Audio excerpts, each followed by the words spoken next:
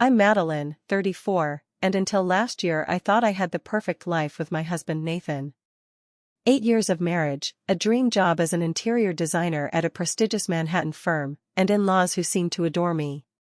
Then I discovered the devastating betrayal that connected my husband, my wealthy boss Alexandra, and his entire family in an elaborate web of lies. They never expected me to uncover their secret, and they certainly never imagined I would expose them all in Alexandra's luxurious penthouse with every important person in New York watching. Looking back, I realize the security I felt was just an illusion they carefully maintained until their perfect plan collapsed. Before I tell you how I discovered my entire life was built on lies, let me know where you're watching from, hit subscribe, and join me on this journey of betrayal and ultimate redemption. Growing up in a middle-class neighborhood in Connecticut, I always had big dreams but limited resources to achieve them. My parents were school teachers who emphasized education and hard work over material possessions. With their support and several scholarships, I managed to get through design school, working nights and weekends at a local furniture store to cover living expenses. Those years taught me persistence and gave me an eye for quality that would later become my professional signature. After graduation, I started at a small design firm in Brooklyn, building my portfolio with modest residential projects while sharing a cramped apartment with 2 roommates. 3 years of hustle and networking finally landed me an interview at a mid-tier Manhattan firm. I was slowly climbing the ladder, but the upper echelons of New York's design world still seemed unreachable. Then came the night that changed everything. My firm had donated a design package to a charity auction benefiting children's arts education, and I was sent to represent the company. The event was held at the Metropolitan Museum of Art, a world away from my daily life. I felt out of place in my one designer dress, a splurge I'd justified as an investment in my career. That shade of blue perfectly complements the Egyptian artifacts, don't you think? The voice came from behind me as I was pretending to appreciate a display I couldn't afford to bid on. I turned to find myself face to face with Nathan Reynolds, tall, impeccably dressed, with intelligent eyes and an easy smile that immediately put me at ease despite the intimidating surroundings. I was just thinking the same thing, I lied, making him laugh. Nathan worked in finance, managing investment portfolios for wealthy clients. That night, we talked for hours, first at the gala and then at a small wine bar nearby. He was charming, intelligent, and seemed genuinely interested in my work and background rather than impressed by it, which was refreshing. Our courtship was a whirlwind. Nathan introduced me to a New York I'd only glimpsed from a distance. Exclusive restaurants, weekend trips to the Hamptons, front row seats at Broadway shows. Yet he never made me feel uncomfortable about our different financial situations. "I'm investing in our happiness," he would say whenever I expressed concern about the disparity. After 8 months of dating, Nathan proposed during a weekend trip to Paris. It seemed fast, but everything about our relationship had moved quickly, and it all felt so right. The wedding was small but elegant, held at his parents' country home in Connecticut. Nathan's family presented themselves as the perfect blue-blooded East Coast dynasty. His father, Gerald, was a retired federal judge with connections throughout the legal and political world. His mother, Patricia, ran several charitable foundations and sat on the boards of major cultural institutions. His older brother Eric was a renowned neurosurgeon at Columbia Presbyterian.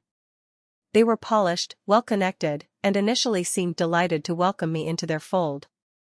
"We're so pleased Nathan found someone with such talent and drive," Patricia told me during our first meeting, though I later recognized the careful wording. They valued what I could contribute, not necessarily who I was. After the wedding, I noticed subtle shifts. Invitations to family events often came at the last minute. Conversations would sometimes pause when I entered a room. Patricia would compliment my work but subtly suggest improvements in the same breath. Gerald would question my professional opinions before deferring to Nathan. It was all so perfectly calibrated that I questioned my own perceptions rather than their behavior. My career continued to progress steadily until 2 years into our marriage, when I landed an interview at Hartwell Designs, one of the top interior design firms in Manhattan. Their client list included celebrities, financial titans, and old money families with homes around the world. Nathan was unusually excited about this particular opportunity. "Alexandra Hartwell is a genius at recognizing talent," he said. "She'll see your potential immediately." The interview with Alexandra was intimidating. She was in her mid-40s, impeccably styled with a razor-sharp bob and a reputation for perfectionism that had reduced designers with decades more experience than me to tears. Yet somehow, I got the job. "There's something refreshing about your perspective," Alexandra told me. "An authenticity many designers in this circle have lost." From the beginning, Alexandra took a special interest in my development. She assigned me to high-profile projects, invited me to client meetings usually reserved for senior designers, and frequently requested my input on the firm's overall direction. Nathan was delighted, encouraging me to nurture this valuable professional relationship. "Alexandra could completely transform your career," he would say. "Her endorsement opens doors throughout the industry." It was around this time that I began noticing troubling patterns. Nathan's hushed phone calls that ended abruptly when I entered the room. Business trips that extended without explanation. His family suddenly taking a more active interest in our daily lives, Patricia calling to check my work schedule, Gerald dropping by our apartment unexpectedly, Eric inviting me to lunches where he asked detailed questions about my projects and clients. I might have continued ignoring these warning signs if not for Jessica Parker, a colleague who joined Hartwell Designs around the same time I did. Unlike most of our competitive coworkers, Jessica was straightforward and genuine. Over lunch one day, she asked an innocent question that would eventually unravel everything. "How did you and Nathan meet? He seemed so familiar to me for some reason." When I told her about the charity gala, she frowned slightly. "That's odd. I could swear I've seen him somewhere before, maybe here at the office." I laughed it off, but her comment planted a seed of suspicion I couldn't quite shake. As my third year at Hartwell Designs began, my career was flourishing. Alexandra continued her mentorship, and my client portfolio grew increasingly prestigious. I was becoming known for my distinctive approach to traditional spaces with unexpected contemporary elements, a style Alexandra particularly praised. "You have the rare ability to honor history while creating something entirely fresh," she told me during my performance review, approving a substantial raise and expanded responsibilities. The following week, Alexandra called me into her office with an unexpected proposition. "I'm renovating my penthouse at the Bellevue," she said, referencing one of Manhattan's most exclusive residential buildings overlooking Central Park. "I'd like you to take the lead on the project." This was an extraordinary opportunity. Alexandra was known for her exacting personal standards and had previously only worked with the most established names in the industry for her own spaces. "This could be a career-defining project for you," she added. "You'll have considerable creative freedom, though I'll be closely involved, of course." When I told Nathan that evening, his reaction struck me as oddly intense. He wasn't just pleased for me, he was almost euphoric, asking detailed questions about the timeline, expected hours, and when I would begin working at the penthouse itself. "This is perfect," he kept saying. "Absolutely perfect timing." Within weeks, I was spending several evenings at Alexandra's penthouse, measuring spaces, testing light at different times of day, and discussing concepts. The duplex was breathtaking, over 6,000 square feet with 360-degree views of Manhattan through floor-to-ceiling windows. Alexandra usually joined me for these sessions, often ordering dinner from exclusive restaurants as we worked into the night.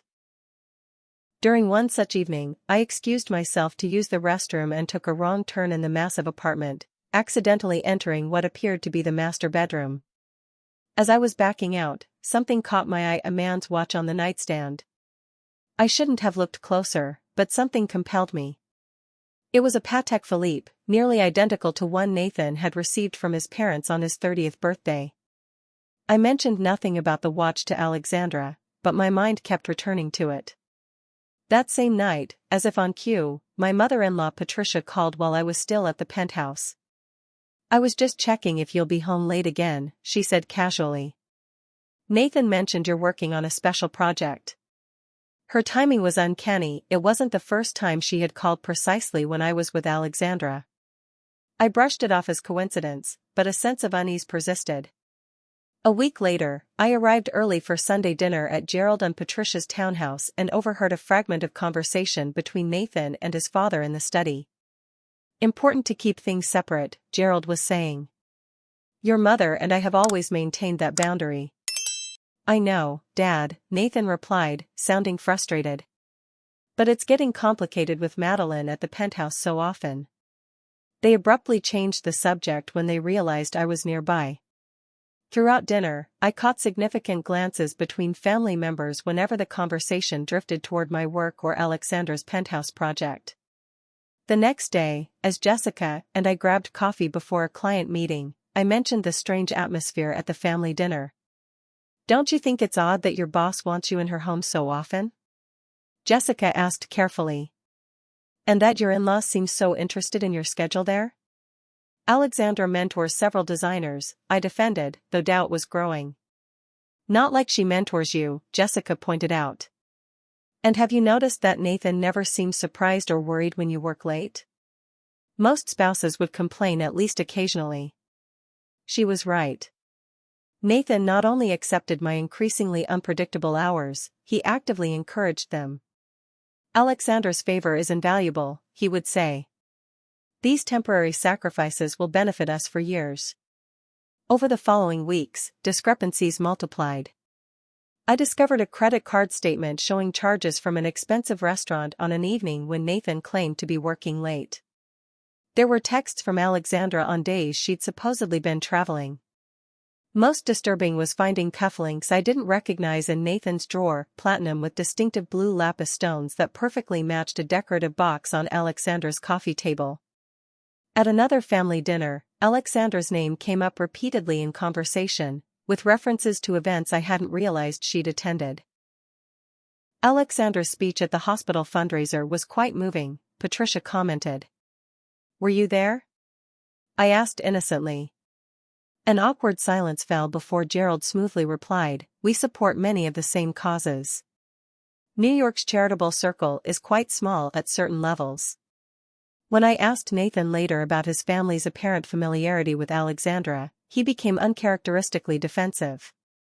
"Mom's on several boards with her," he snapped. "They move in the same circles. Why are you suddenly so suspicious?" His reaction only deepened my concerns. Something wasn't right, and for the first time I allowed myself to consider possibilities I had been subconsciously avoiding. "I think there's something going on between Nathan and Alexandra," I finally admitted to Jessica over lunch in Bryant Park, voicing the fear that had been growing for weeks. Jessica was silent for a long moment before responding. "I've been worried about the same thing, but I didn't want to say anything without evidence." "What made you suspicious?" I asked, both relieved and terrified to have my concerns validated. "Little things. The way she asks about him. How she sometimes knows details about your home life you haven't mentioned. Once I saw them near Central Park on a Saturday when she told the office she was in Connecticut for the weekend." That conversation with Jessica marked a turning point. Once I allowed myself to acknowledge my suspicions, I couldn't return to blissful ignorance. We formulated a plan to investigate discreetly, aware that confronting either Nathan or Alexandra without proof would be catastrophic personally and professionally. Jessica began by researching their backgrounds, using her connections in HR to gather information without raising alarms. What she discovered was our first major revelation: Nathan and Alexandra had both attended Cornell University at the same time, something neither had ever mentioned despite numerous conversations about their college experiences. "This can't be coincidence," Jessica insisted, showing me alumni records listing them both as members of the same business society. "They've known each other for years, Madeline." Armed with this knowledge, I began paying closer attention to family photographs in Gerald and Patricia's home. During an impromptu Sunday visit, I excused myself to use the bathroom and took a detour to Gerald's study. In a cabinet partially hidden behind his desk, I found albums from Nathan's college years and began quickly photographing pages with my phone. My hands trembled as I later reviewed the photos. There she was, a younger Alexandra with her arm around Nathan at what appeared to be a sailing event. In another, Alexandra stood with Gerald, Patricia, and a group of alumni donors. They weren't just acquaintances, they had a long-established relationship that everyone had carefully concealed from me. The next breakthrough came unexpectedly. While retrieving a jacket Patricia had left at our apartment, I overheard her on the phone in our guest bathroom. "The arrangement has worked perfectly for years," she was saying in a hushed tone. "I don't see why we need to change anything now. Madeline remains in the dark, and that's how it should stay." When she emerged, her composed smile revealed nothing of the conversation I'd overheard. "Thank you for finding my jacket, dear. We're still on for brunch on Sunday?" I nodded pleasantly while my mind raced. What arrangement involved keeping me in the dark? That evening, when Nathan mentioned a client dinner downtown, I made a decision. After he left, I ordered an Uber and followed him, maintaining a safe distance as he walked from the restaurant, not to a client meeting as claimed, but directly to Alexandra's building on Fifth Avenue. What struck me was how he nodded familiarly to the doorman without signing in the protocol for regular visitors, not occasional guests. When confronted later that night, Nathan had an explanation ready. "I was going to surprise you," he claimed smoothly. "Alexandra and I are collaborating on a home office redesign for your birthday. I wanted her input since you admire her taste so much." The lie was delivered perfectly, with just the right amount of disappointment at having the surprise ruined. Had I not seen the historical evidence, I might have believed him. The following week brought another unexpected development when Eric, Nathan's brother, appeared at my office unannounced. "I was consulting on a case nearby and thought we could grab lunch," he explained, though his tense posture betrayed his discomfort. Throughout lunch, Eric asked pointed questions about my relationship with Alexandra and whether I was satisfied with my position at Hartwell Designs. When I mentioned potentially seeking opportunities elsewhere in a few years, he became almost agitated. "The connections you're making through Alexandra are irreplaceable," he insisted.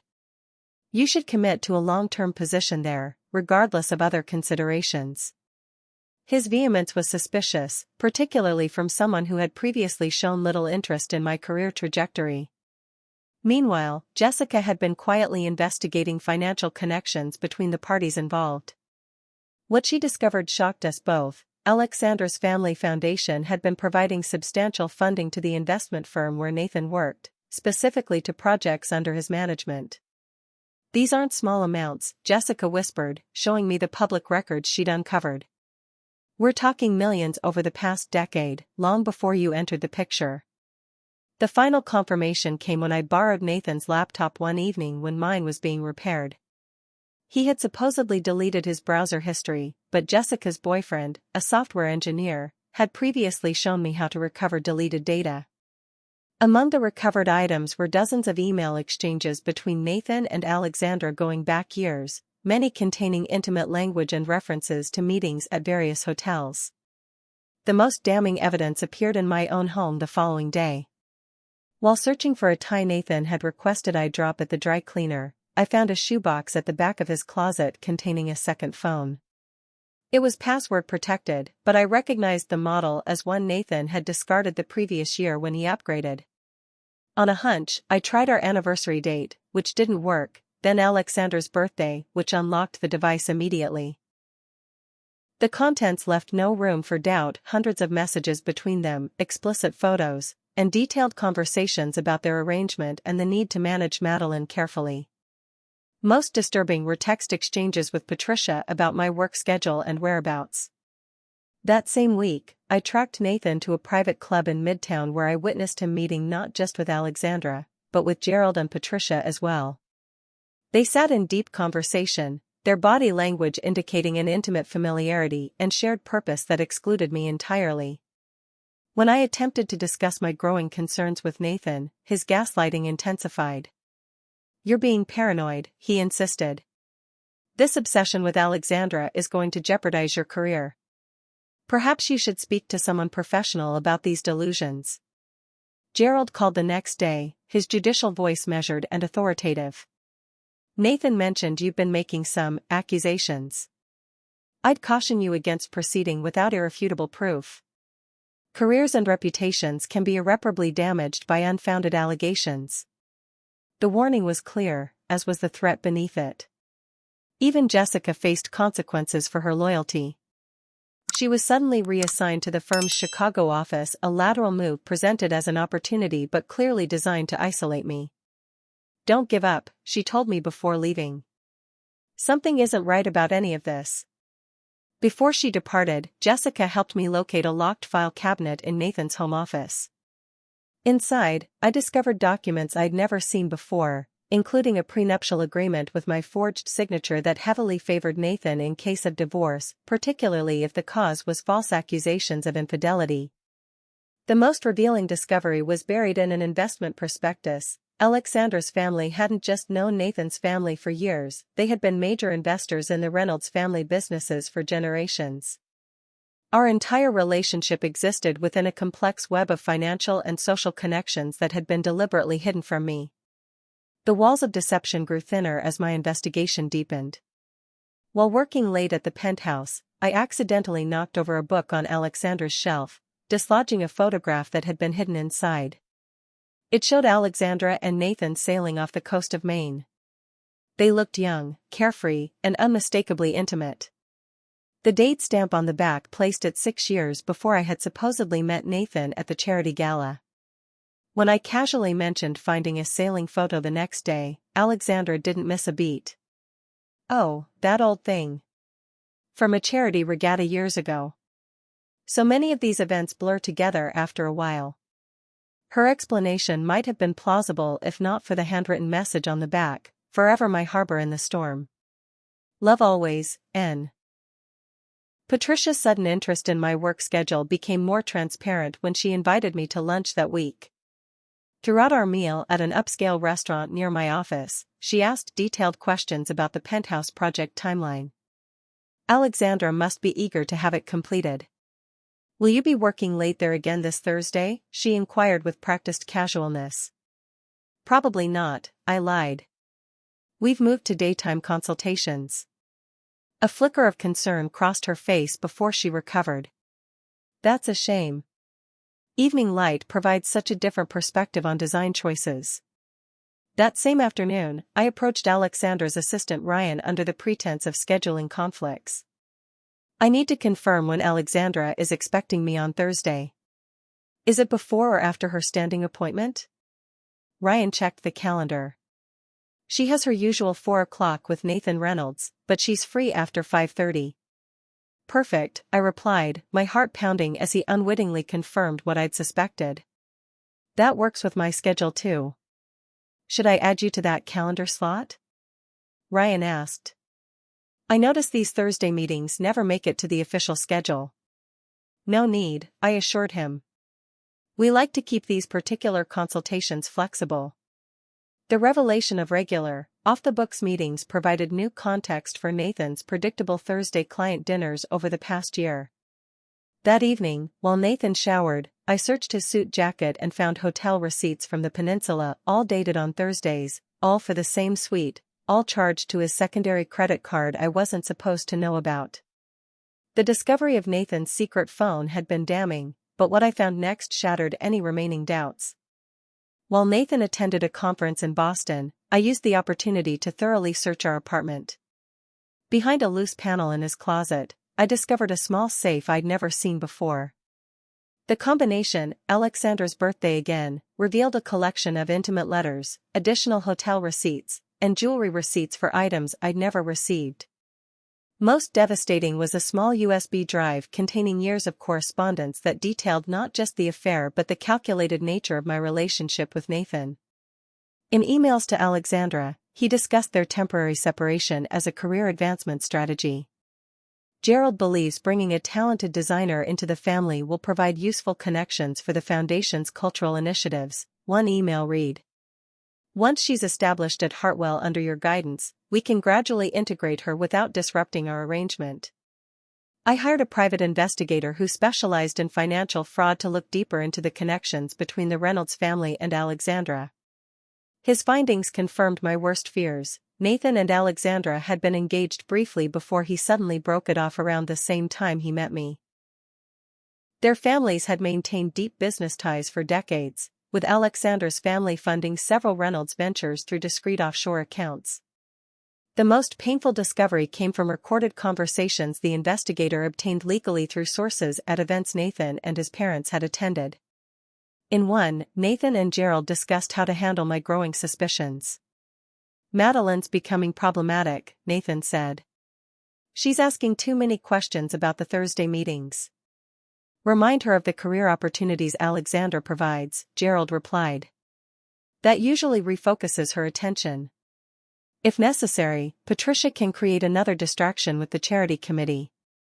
They spoke about me as if I were a problem to be managed rather than a person with feelings and dignity.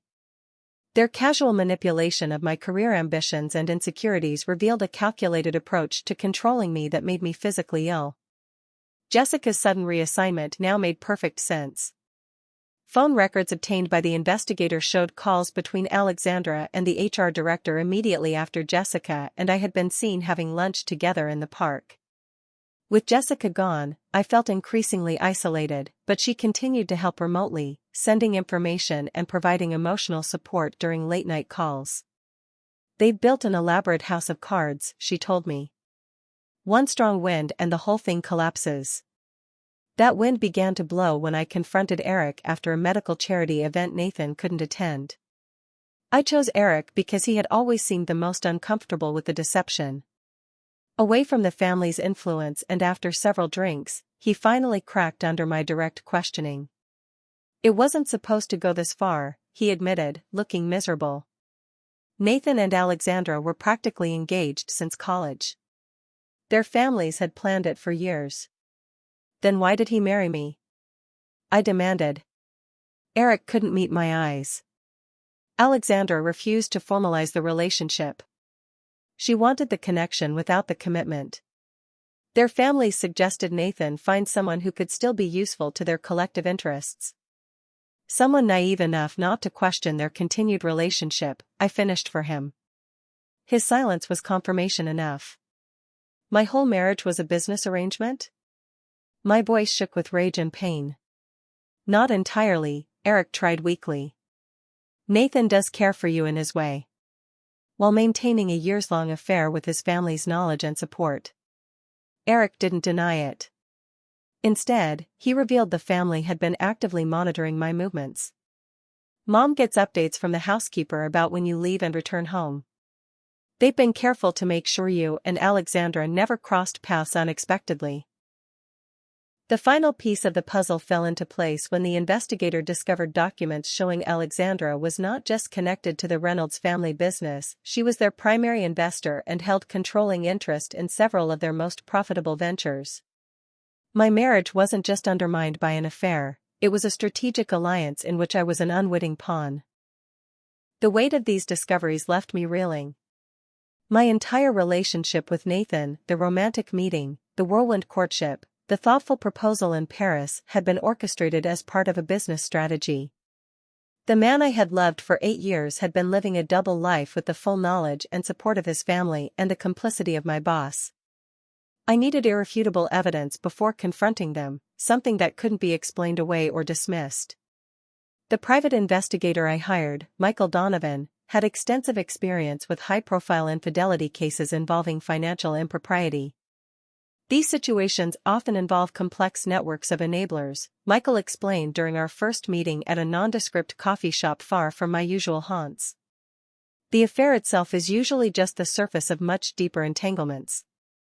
His investigation uncovered layers of deception I hadn't even considered. Nathan and Alexandra had maintained connected residences in multiple cities, adjacent hotel suites registered to different names, neighboring beach houses in the Hamptons, even apartments in the same building in London, all purchased through shell companies. The level of coordination suggests long-term planning, Michael noted. This isn't impulsive behavior, it's a structured arrangement with considerable financial backing. Most shocking was evidence that Nathan had been engaged to Alexandra until approximately 2 months before we met. His sudden interest in charity events coincided exactly with the period their engagement apparently ended. I found society page announcements about their engagement from several years ago, Michael showed me. Then abruptly, nothing. No announcement of a broken engagement, just Alexandra attending events solo while Nathan disappeared from the social scene entirely. Until he reappeared at the event where he met me, I realized. It was completely staged. Financial records revealed another disturbing pattern. Alexandra had been systematically supporting Nathan's supposedly independent business ventures throughout our marriage. Projects he had claimed as personal successes had actually been bankrolled by Alexandra's family trusts. Your husband's professional reputation is largely manufactured, Michael explained gently. Without Alexandra's backing, most of his investment ventures would have failed. This explained Nathan's excessive concern with my position at Hartwell Designs and his encouragement to maintain Alexandra's favor at all costs. Our financial security depended on perpetuating the illusion. Michael's team also uncovered emails between Nathan and his parents discussing how to handle my growing suspicions. One particularly painful exchange included Gerald suggesting Nathan buy me an expensive gift to reset her focus and Patricia recommending they involve me in a demanding charity project to occupy my time. We need to ensure Madeline remains an asset rather than a liability, Gerald had written. Her connection to Hartwell is too valuable to jeopardize with carelessness. I was nothing more than a strategic investment to them, a useful addition to their portfolio of connections. The most damning evidence came unexpectedly through Jessica, who had maintained discreet contact with colleagues at Hartwell. She discovered Alexandra had instructed her assistant to monitor my computer activity and report any suspicious searches or communications. She had IT install tracking software on your workstation, Jessica told me during one of our secure calls. They've been reading your emails for months. When I asked how she had obtained this information, Jessica hesitated. Ryan, Alexandra's assistant, felt guilty about his role. He's the one who tipped me off about my reassignment before it happened. The revelation that my professional privacy had also been violated was the final straw. They had invaded every aspect of my life, manipulating my career, my marriage, and my sense of self. As a last desperate attempt to understand the full scope of the deception, I convinced Eric to meet me again, this time armed with evidence the investigator had uncovered. I know everything, Eric, I told him, spreading photographs, financial records, and email transcripts across the table of a private dining room I'd reserved under a false name. I just need to understand why. Faced with irrefutable proof, Eric finally broke down completely and revealed the truth he'd partially shared before. Nathan and Alexandra's relationship had been arranged by their families decades ago, a merger of social and financial interests disguised as a romance. But Alexandra refused to formalize it, Eric explained. She wanted the benefits of the connection without the legal entanglements of marriage. Their parents were furious, all those years of planning wasted. So they found a replacement, I said bitterly. Someone with professional utility who wouldn't question the continued friendship between Nathan and Alexandra. Eric couldn't meet my eyes. Gerald identified you as a promising designer with no connections to their social circle. Someone talented enough to be useful but not established enough to have independent power. And Nathan approached me with a script. The chance meeting, the whirlwind romance, all of it planned. Not everything was false, Eric insisted weakly. Nathan does care for you. It's just not enough to be faithful or honest, I finished. Eric revealed the full extent of the family's surveillance. My mother-in-law had a tracking app installed on my phone during a family dinner when I'd left it unattended. The housekeeper reported my comings and goings directly to Patricia. Alexandra's assistant coordinated their Thursday meetings around my schedule. They'd been watching my movements for years, I realized with growing horror. Every time I thought I had privacy, someone was reporting back. The most disturbing revelation came when Eric admitted finding a document in Gerald's study, a comprehensive strategy for handling my eventual discovery of the affair.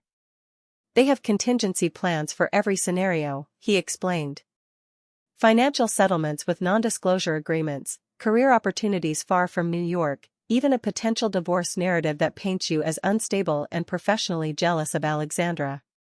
They had prepared for every possibility except one, that I might choose justice over security, truth over money, and public exposure over private compensation.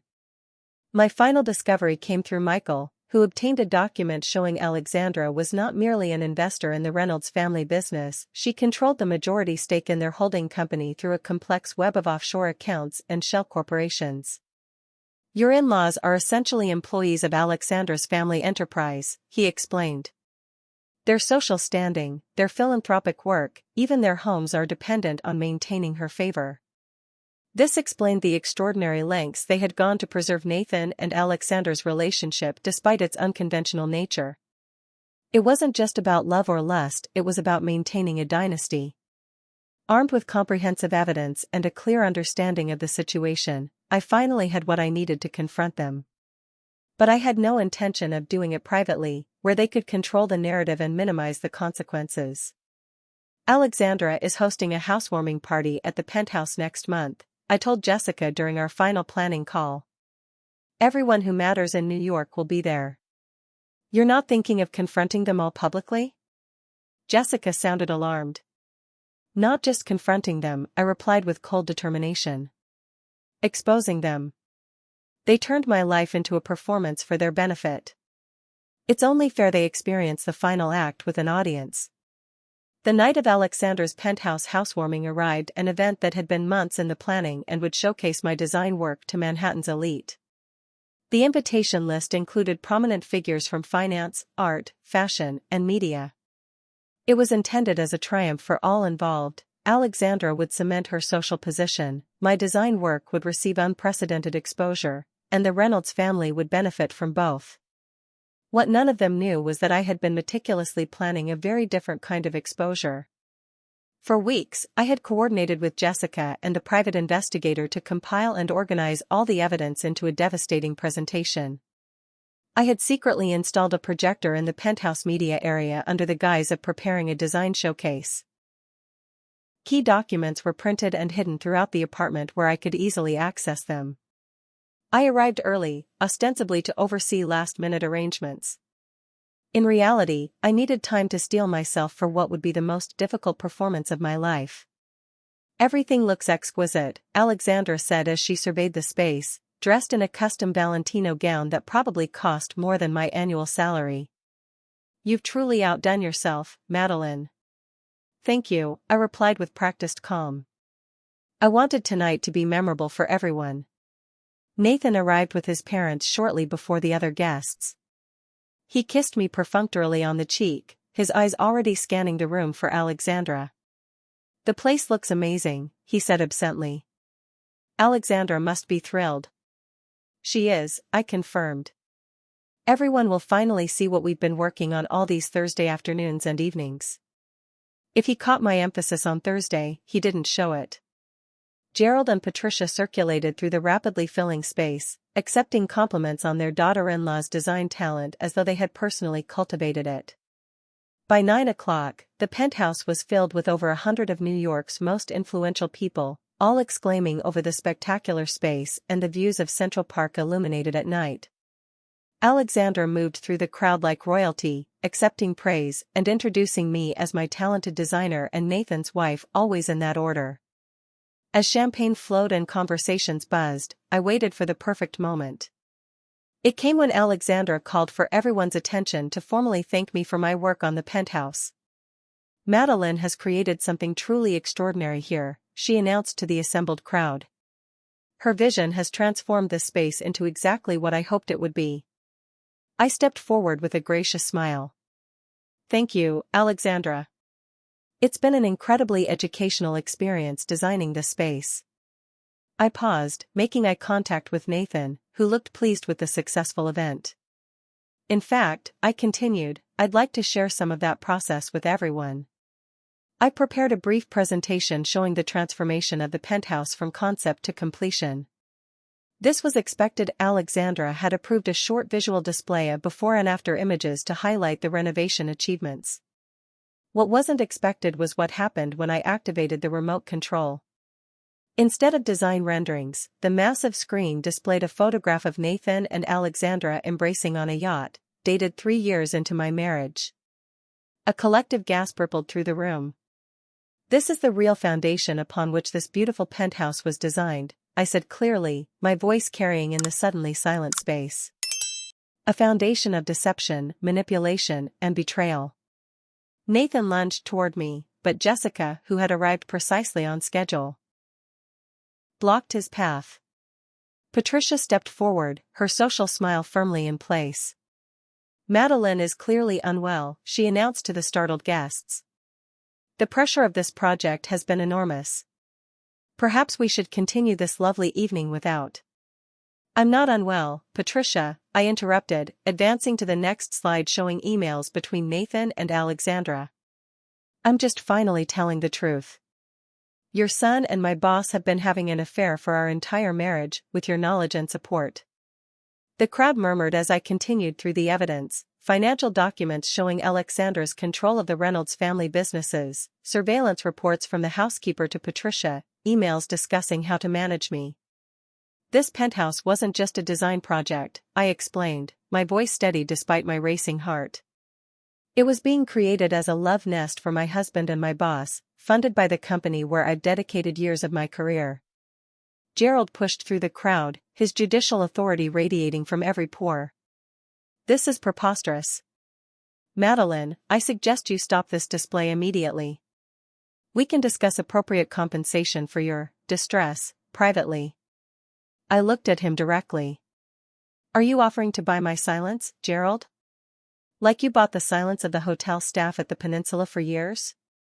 Or the doormen at this building who've been letting Nathan up the private elevator every Thursday while I worked late at the office? The crowd's murmurs grew louder. Alexandra had maintained her composure but her face had gone pale beneath her perfect makeup. You're making serious accusations without context, she said coldly. These business relationships are complex and long established. Yes, they are, I agreed, advancing to documents showing the history between their families. Long before I was selected as the convenient wife to maintain appearances while you continued your relationship with my husband. Nathan finally found his voice. Madeline, that's enough. You're embarrassing yourself. These business connections are being completely misrepresented. Are they? I challenged, revealing emails in which he specifically discussed using our marriage as cover for his ongoing relationship with Alexandra. Was I misrepresenting when you told Alexandra our honeymoon was tedious but necessary for appearances? Or when you discussed which nights you could sneak away while I was working late on the Penthouse project? The elegant crowd had transformed into a voyeuristic audience, smartphones discreetly recording as Manhattan's scandal of the year unfolded before them. Several prominent gossip columnists were already typing furiously on their phones. Patricia made one last desperate attempt to salvage the situation. Many marriages have complex arrangements, she offered weakly. Modern relationships take many forms. Indeed they do, I agreed. But those arrangements are typically made with the knowledge and consent of all parties involved. I was never granted the dignity of choice. At that moment, Jessica arrived with the final piece of evidence, photographs taken that very afternoon showing Nathan and Alexandra in an intimate embrace in her office, timestamped just hours before the party. I believed I was designing a showcase for my career, I told the silent room. Instead, I was decorating the stage for my own humiliation. I turned to address Alexandra directly. You welcomed me into your firm, mentored me, praised my talent all while sleeping with my husband and conspiring with his family to manipulate every aspect of my life. Then to Nathan, you made me believe in a love story that was scripted for business purposes. Every anniversary gift, every seeming act of support was calculated to maintain your dual relationships. Finally, to Gerald and Patricia, and you welcomed me into your family while systematically undermining my marriage and invading my privacy. You treated me as an asset to be managed rather than a person worthy of respect. The silence in the room was absolute. Career-making connections and social alliances were visibly recalibrating as Manhattan's elite processed what they had witnessed. Several guests were already edging toward the elevators, unwilling to be associated with such a scandal. I filed for divorce, I announced to Nathan. The evidence of fraud and emotional distress has been reviewed by my attorneys. I've also filed formal complaints with the Design Association's Ethics Committee regarding the abuse of professional relationships. I took a deep breath, looking around at the stunning penthouse that represented both my professional triumph and personal betrayal. I designed this space to reflect light and truth, to create harmony and balance. How ironic that it will now forever be remembered as the place where lies were finally exposed and justice was demanded. As security personnel, hired by me, not Alexandra, discreetly appeared to ensure my safe exit, I delivered my final statement. I came into this marriage and this professional relationship in good faith. I leave them both with my integrity intact, which is more than I can say for anyone else involved. Thank you all for witnessing the truth tonight. The real housewarming gift was exposing what was hidden in the darkness. With that, I walked out of the penthouse and the elaborate deception that had been my life for 8 years, leaving behind a room full of powerful people witnessing the collapse of a social and financial dynasty built on lies. The weeks following the penthouse confrontation were both devastating and liberating. As expected, the scandal exploded across New York's social landscape and throughout the design community. Page 6 ran the headline "Design of Deception, Manhattan's Most Twisted Love Triangle Exposed," complete with photos from the party showing Alexandra's ashen face and Nathan's obvious distress. I moved immediately into a hotel, then to a small but sun-filled apartment in Brooklyn that Jessica helped me find. The emotional collapse I had been bracing against finally came in that safe space, days of tears, rage, and grief for the years lost to a relationship built on lies. "You're allowed to fall apart," Jessica reminded me during those dark days. "But you're not allowed to stay broken." The divorce proceedings began with predictable aggression from Nathan's attorneys, but my preparation proved invaluable. The evidence of fraud was so comprehensive that their strategy quickly shifted from intimidation to damage control. Gerald's legal connections proved less useful when faced with irrefutable documentation and multiple witnesses. What truly shifted the power dynamic was the unexpected support I received from Alexandra's business competitors. 3 major design firms reached out with potential positions, impressed by both my portfolio and my integrity in an industry often compromised by client relationships. Most surprising was an offer from Elise Montgomery, Alexandra's chief rival, who proposed backing me in establishing my own firm. "I've watched your work for years," Elise told me during our first meeting. "Your talent was always evident, but now your character has been proven as well. Both are equally valuable in this business." With Elisa's support and Jessica as my operations director, Montgomery Mitchell Design was established within 6 months of the confrontation. Several of Alexandra's clients followed me, including 2 prominent art collectors who had witnessed the penthouse revelation and respected my professionalism throughout the ordeal. The healing process was neither quick nor linear. I found a therapist specializing in betrayal trauma who helped me process not just the infidelity but the systematic manipulation I had experienced. "What you endured was a form of emotional abuse," Dr. Landon explained during one particularly difficult session. "They deliberately undermined your reality to maintain control." Rebuilding trust in others and in my own judgment became my primary focus. I reconnected with old friends Nathan had subtly isolated me from over the years. My parents, who had always felt unwelcome by the Reynolds family, became my strongest supporters. "We saw how they diminished you," my mother admitted. "But whenever we expressed concerns, you seemed so committed to making the relationship work." The scandal's fallout extended far beyond my personal situation. Alexandra's professional reputation suffered irreparable damage. Though she maintained her company, several board members resigned, and prominent clients quietly took their business elsewhere. The Reynolds family's carefully constructed social facade crumbled as their financial dependence on Alexandra became public knowledge. Nathan reached out repeatedly in the months following our separation, his messages evolving from angry accusations to desperate pleas for reconciliation. "It wasn't all a lie," he insisted during an accidental encounter at a restaurant nearly a year later. "I did love you, in my way." "Your way wasn't love," I replied simply. "It was ownership." The most unexpected conversation came 18 months after the penthouse revelation, when Patricia requested a meeting. We sat in a neutral cafe, both changed by the events that had transpired.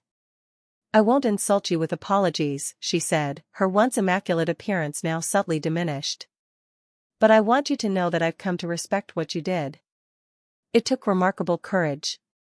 It wasn't courage, I corrected her. It was self-preservation. You left me no other choice. Perhaps, she acknowledged. But many women would have accepted the settlement and disappeared quietly. You demanded accountability instead.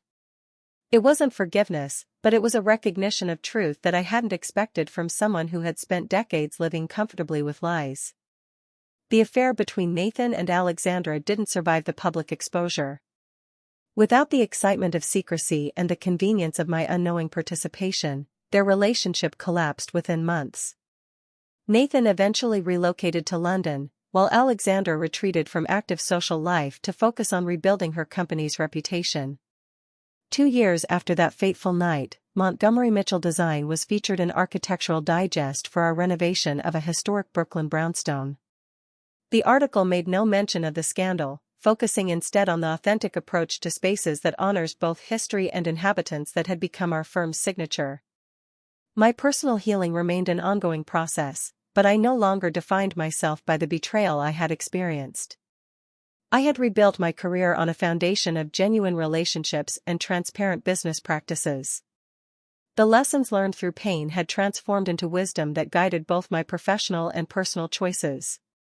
One cool autumn evening, I stood in my newly completed office, a converted warehouse space in Brooklyn with soaring windows and the honest beauty of exposed brick and timber beams. The space reflected everything I had come to value: authenticity, clarity, and strength without pretense. Looking out at the Manhattan skyline glittering across the river, I reflected on the journey from deception to truth. The pain had been necessary to break free from an elaborate cage I hadn't even recognized. The relationships I now cultivated with Jessica, with clients, with the small but dedicated team we had built, were based on mutual respect rather than manipulation. I had learned to trust my instincts again, to recognize the subtle warnings when something felt wrong, and to value my own perceptions over others' explanations.